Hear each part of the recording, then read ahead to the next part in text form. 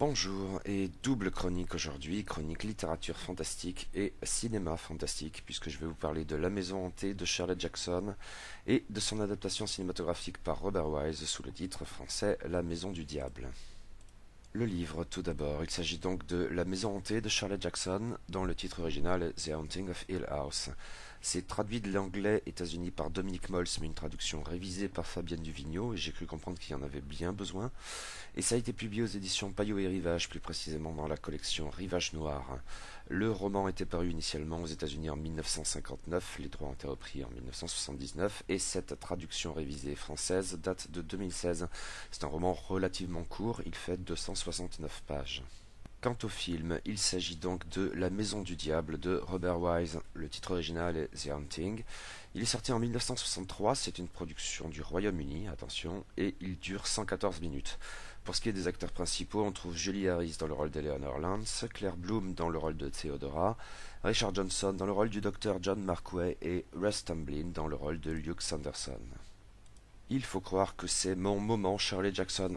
De l'autrice, je n'avais lu jusqu'à présent, et beaucoup aimé, que le roman Nous avons toujours vécu au château. Mais Rivage a publié tout récemment un excellent recueil de nouvelles sous le titre La loterie et autres contes noirs, que j'ai chroniqué pour Bifrost. Et j'en ai profité pour lire aussi La Maison hantée, une chose que je voulais faire depuis un bail et dont j'avais causé il n'y a pas si longtemps en chroniquant la très libre adaptation en série The Haunting of Hill House sur Netflix. Et tant qu'à faire, je me suis dit que c'était une excellente occasion de revoir la superbe adaptation cinématographique qu'en avait livrée Robert Wise en 1963 sous le titre The Haunting ou, de par chez nous, La Maison du Diable. Et non, je n'ai pas jugé bon de voir le film réalisé par Diane de Bont en 1999 parce que bon. Cette chronique portera avant tout sur le roman de Shirley Jackson, mais avec quelques aperçus du film de Robert Wise.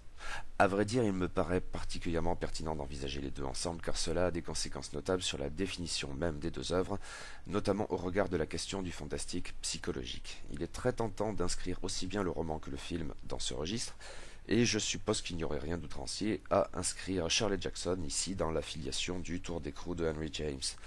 Outre que l'autrice a eu plusieurs fois recours au procédé emblématique du genre qu'est le narrateur non fiable, comme en témoigne le roman postérieur Nous avons toujours vécu au château, mais aussi certaines nouvelles de la loterie et autres contes noirs. Ici, la maison hantée se distingue tout de même en n'ayant pas recours à la première personne, mais j'y reviendrai.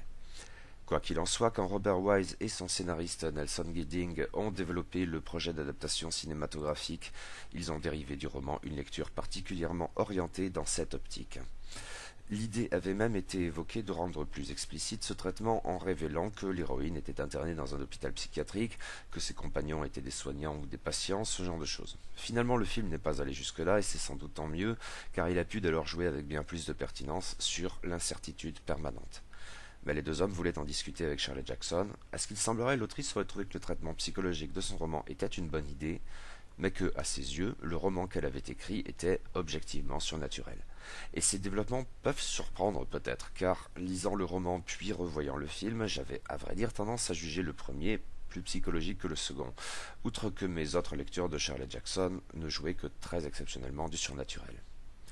Essayons de résumer l'histoire en mettant de manière générale le roman en avant, et en relevant que, pour quelques raisons, les noms des personnages varient parfois entre le livre et le film. Hill House est une riche demeure très fantasque assise dans un coin paumé de Nouvelle-Angleterre, Lovecraft approved, le caprice d'un riche industriel victorien du nom du duc Crane, et il s'y est passé bien des choses étranges et morbides. Hill House n'a pas manqué de développer la réputation d'être une maison hantée.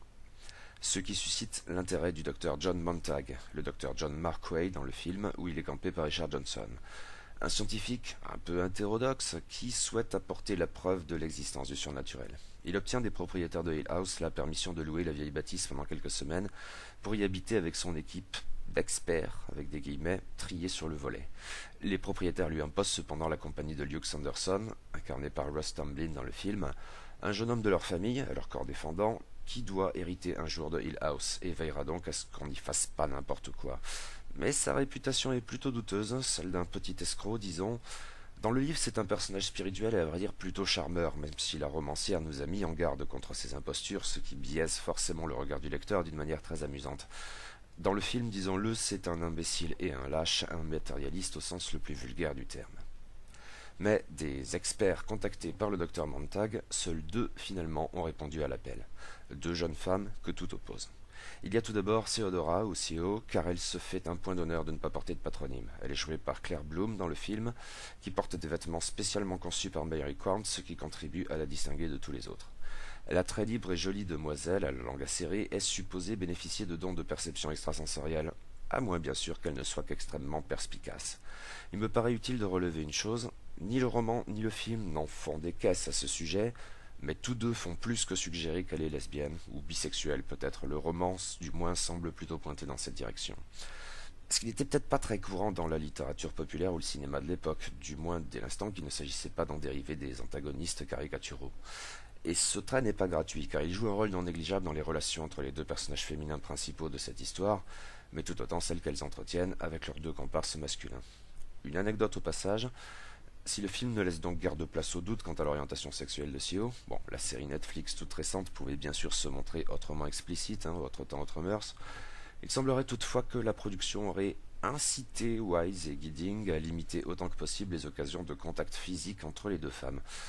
J'avoue ne pas trop savoir qu'en penser, car il y en a tout de même quelques exemples dans le film.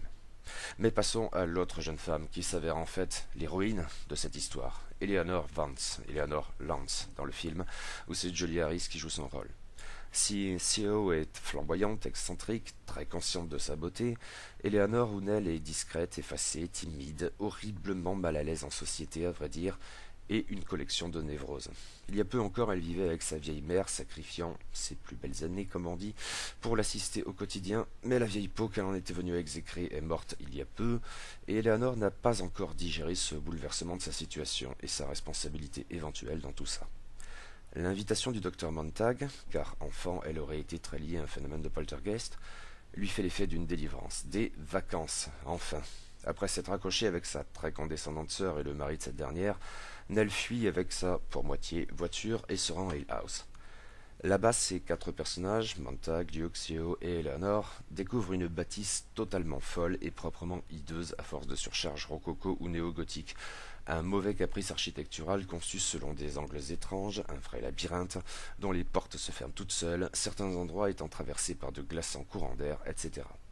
Mais le petit groupe s'installe et le docteur Montag détaille l'histoire de la demeure, ses intentions quant à ce séjour, et la méthode scientifique qu'il entend mettre en œuvre. Mais Hill House est une maison décidément étrange et à la hauteur de sa réputation de hantise. Des phénomènes toujours plus étranges se produisent. Mais sont-ils vraiment le fait de la maison ? Ici, le roman comme le film, mais à des degrés divers et selon des procédés qui leur sont parfois propres, sème le doute. Bon nombre de ces apparitions étranges, ces manifestations, souvent sonores par exemple, semblent être objectives, entre guillemets, dans la mesure où plusieurs personnages y assistent en même temps. À ce compte-là, la maison pourrait effectivement en être responsable, et devrait de toute façon être envisagée comme un personnage, elle aussi, dans une ronde de relations complexes entre les psychés si différentes des deux hommes, des deux femmes, et de leur résidence temporaire. La maison contamine ses antagonistes, éventuellement au point de la possession, dans le cas d'Eleanor. Seulement le cas d'Eleanor doit être singularisé, car la jeune femme, très anxieuse, entretient d'emblée une relation très particulière avec Hill House, jusqu'à ce que l'horreur architecturale devienne chez elle. C'est que Nell, avec toutes ses névroses, est un personnage assurément peu fiable. Eleanor est possédée par un puissant désir de susciter l'attention et dévorée par un besoin maladif d'amour, y compris, mais pas seulement, au sens de ses romances rêvées, essentiellement avec Duke dans le livre, et plutôt le très attentif et réconfortant Dr. Markway dans le film. Là où le docteur Montag est autrement plus distant, lui ne demande jamais à ce qu'on l'appelle simplement John, il tient à son titre, et cela rejaillit sur son épouse comme on le verra. Mais dans les deux cas, une chose est certaine, qui est que la présence de Theo vient parasiter le bovarisme de Nell, dont les soucis vont bien au-delà. Ses remords quant au sort de sa vieille mère, ses rancunes envers sa sœur et son beau-frère, bien d'autres choses encore, tout cela se combine pour fausser le jugement de la jeune femme et l'incite à de menus mensonges, qui prennent parfois des dimensions inattendues. Eleanor ment, sur son appartement notamment, à ses interlocuteurs, mais elle se ment aussi à elle-même. Aussi ses voix intérieures en viennent-elles, en définitive, à mentir au lecteur-spectateur, qui le perçoit bien et subit de la sorte quelque chose comme un malaise intime, qui renforce l'identification pour le personnage, tout en la rendant plus problématique et gênante à chaque page ou scène, car cette ambiguïté vaut tout autant pour le film. Si Hill House contamine ses résidents et au premier chef Eleanor, celle-ci, ses fantasmes si l'on ose dire, ses mesquineries, ses espoirs forcément déçus, ses remords, tout cela contamine le récit et en définitive le lecteur-spectateur. À la différence notamment de Nous avons toujours vécu au château, La maison hantée n'est pas un roman à la première personne, mais le point de vue d'Eleanor, même à la troisième personne, produit un effet parfaitement comparable et peut-être en fait d'autant plus saisissant de narrateurs non fiables. D'autant que cette éventualité est envisagée par les personnages eux-mêmes et jusqu'à Eleanor. Dans le roman comme dans le film, elle plaisante avec le docteur Montag Marquet. Peut-être tout cela n'est-il que dans sa tête, peut-être même le docteur Montag, Sio et Luke ne sont-ils que des inventions de son esprit malade. Elle dit cela avec le sourire, mais le scientifique ne goûte pas exactement la plaisanterie. Si Eleanor développe ce genre d'idée, il vaudrait mieux pour tous, y compris elle-même, qu'elle quitte Hill House au plus vite. Mais cette ambiguïté n'est pas qu'un tour de passe-passe essentiellement ludique, si cette dimension est sans doute présente, car elle relève en même temps d'un profond malaise intimement ressenti. Et cette fois, ce ressenti un peu nauséeux est probablement davantage mis en avant dans le roman. Ce qui n'est pas si étonnant, du moins à en juger par mes autres lectures de Shirley Jackson. Ce malaise intime ou au cœur des relations sociales est à certains égards comme une marque de fabrique, et en même temps bien davantage car c'est tout sauf un artifice creux. Le contexte de La maison hantée y incite, et notamment sa dimension de huis clos, pourtant moins accentuée dans le roman, où plusieurs séquences, et parfois très importantes, se déroulent dans le parc. Dans le film, on s'aventure rarement au-delà de la façade de Hill House. Tout au plus, Eleanor cherche-t-elle l'angle le plus approprié pour observer du dehors la tour de la bibliothèque. Mais le parc, en tout cas, est hors concours, sauf, bien sûr, dans les déplacements en voiture, au début et à la fin du film. Quoi qu'il en soit, tout l'art de Shirley Jackson s'exprime dans les relations forcément un peu tendues, voire plus que cela, entre les 4 protagonistes principaux et quelques autres. Tous leurs échanges sont chargés d'insinuations cruelles, la très perceptive CO surtout étant une orfèvre en la matière, Luke aussi mais de manière moins affirmée, davantage entre deux eaux, mais aussi de non-dits, de menaces voilées, d'ententes de circonstances, d'accusations blessantes, etc. Et le tableau est probablement plus noir dans le roman, qui souligne tout ce que cette cohabitation forcée, fantôme ou pas, a de malaisant. Ce qui redouble à vrai dire le caractère tragique de cette histoire qui ne fait bientôt guère de doute. Les hésitations du docteur Marquet, plus prononcées que celles du docteur Montag, accentuent à vrai dire cette dimension dans le film. Mais l'identification douloureuse avec Eleanor dans tous les cas pèse sur le lecteur spectateur, et il n'était sans doute pas si évident de forcer un ressenti aussi intime sur la base d'un personnage présenté d'emblée comme étant sévèrement perturbé. Il y a cependant un point sur lequel je crois le roman et le film diffèrent assez profondément, et c'est que le livre de Shirley Jackson relâche un peu la tension de temps à autre avec quelques moments humoristiques qui parviennent pourtant à ne pas dénaturer le récit de manière contradictoire. Les réparties spirituelles de Luke, dans le roman seulement, et de Sio y participent, mais l'autrice en rajoute de manière à vrai dire tout à fait jubilatoire au travers de personnages secondaires. Tout d'abord les Dudley, le couple qui entretient Hill House. Les menaces de Mr. Dudley, sorte de bully bouseux qui en a visiblement après ceux de la ville, inquiètent tout d'abord, mais le complément apporté par son épouse suscite bientôt le rire nerveux. Mrs. Dudley est un disque rayé, un robot qui répète toujours les mêmes phrases concernant son emploi du temps rigide, ou l'assurance que personne ne pourra venir au secours des occupants de Hill House in the night, in the dark. Le film choisit là encore de renforcer le côté inquiétant de ce comportement. Le sourire de Mrs. Dudley a de quoi glacer le sang, même si la situation est assurément assez grotesque pour susciter un rire nerveux. Mais le roman est plus léger ici et franchement drôle. Mais le contraste à cet égard est surtout marqué plus loin dans le récit à un moment où le roman et le film divergent de manière particulièrement franche. Là où jusqu'alors l'adaptation était globalement fidèle, si le film donne une impression de narration davantage condensée et précipite résolument les événements inquiétants dans Hill House. En effet, au bout d'un certain temps, dans le roman, 2 personnages viennent compléter le petit groupe des résidents de Hill House. L'épouse de Montag, un dragon et une haïssable bourgeoise incroyablement hautaine, et son compagnon, entre guillemets, qu'on devine être une sorte d'amant serviable, même pas dissimulé, mais tout bonnement imposé au bon docteur, quoi qu'il en pense. Un imbécile ridicule du nom d'Arthur Parker. Mrs. Montag humilie dès que possible son épouse, c'est visiblement elle qui porte la culotte, comme on dit étrangement, et elle s'impose dans l'expérience scientifique qu'elle prétend gérer de manière bien plus efficace, car Madame se pique d'être une spirite communiquant avec les défunts au travers d'une plante Ouija. Et elle obtient forcément des résultats à la hauteur de sa personne et de sa science, parfaitement grotesques. L'irruption de ces 2 intrus dans le roman produit des scènes très drôles, mais c'est là encore un sacré témoignage de l'art consommé de Shirley Jackson, de ce que ces variations dans le sentiment d'oppression ne contreviennent pas à la cohérence du récit, et même d'une certaine manière renforcent le malaise qui sourd toujours sous les incongruités de Mrs. Montag et de son amie, a fortiori telles qu'elles sont perçues et interprétées par Eleanor. Ici, le film se montre très différent. Mrs. Markway débarque seule à Hill House, sans compagnon, et de manière totalement inopinée, là où l'arrivée de Mrs. Montag dans le roman offrait un exceptionnel repère chronologique à des personnages qui ne savaient autrement plus où ils en étaient, pour avoir passé un certain temps déjà dans Hill House. Mrs. Markway a ceci de commun avec Mrs. Montag que, quand elle arrive sur place, elle chapitre de manière assez humiliante son époux, sur le ton de maman qui gronde affectueusement, mais en public, son petit garçon. Au-delà, les deux personnages sont drastiquement opposés, car là où Mrs. Montag est une spirit de seconde zone parfaitement ridicule et d'autant plus horripilante, Mrs. Markway est quant à elle une sceptique, toute dédiée à faire abandonner à son pauvre époux ses lubies de collégien qui a lu trop de romans. Ce qui l'amène par ailleurs à jouer un rôle plus prononcé dans le film, même avec très peu de présence à l'écran, car par 2 fois elle est, involontairement, celle qui précipite la catastrophe, de manière sans doute un peu forcée pour être honnête. Ce vague souci mis à part et quelques autres, notamment dans l'introduction, le film choisit de montrer d'emblée l'histoire tragique de Hill House plutôt que de la faire raconter ultérieurement par le docteur Markway, et les morts des 2 Mrs. Crane successifs convainquent plus ou moins, si j'aime beaucoup dans le second cas cette caméra qui tombe brutalement au sol à l'envers. Il n'en reste pas moins donc que l'adaptation réalisée par Robert Wise est une immense réussite, et demeure un des plus grands films de l'histoire du cinéma fantastique, et aussi étrangement ou pas, 56 ans plus tard, un des plus effrayants. Probablement bien davantage que le livre, à vrai dire. Là où le cinéma fantastique de l'époque, via la Hammer, Amicus ou Roger Corman, prisait le flamboiement des couleurs et les brumes gothiques, Wise, qui avait exigé de tourner en noir et blanc, et à bon droit, c'est un très beau noir et blanc, avait probablement d'autres références en tête, plus sobres. Le cinéma fantastique à petit budget essentiellement allusif de Jack Turner et Val Newton. Notons d'ailleurs que le premier film de Robert Wise en tant que réalisateur, The Curse of the Cat People, que je n'ai pas vu, était une suite à la féline et produite par ledit Val Newton. En même temps, la manière de filmer Hill House, pour le coup, suffisamment dégoulinante pour être gothique, tendait à jouer des angles incongrus dans une perspective renvoyant probablement davantage à l'expressionnisme allemand, je suppose. Et avec succès, là encore, la bâtisse est indiciblement mais indéniablement menaçante, ce qui contribue là encore à en faire un personnage à part entière de cette histoire. Pour ce qui est des autres personnages, le casting s'est avéré plus que concluant. Richard Johnson compose un Dr. Markway un peu grotesque, mais en même temps bien plus sympathique, car empathique, que le Dr. Montag dans le roman. Russ Tamblyn est parfait dans le rôle de ce petit con de Luke.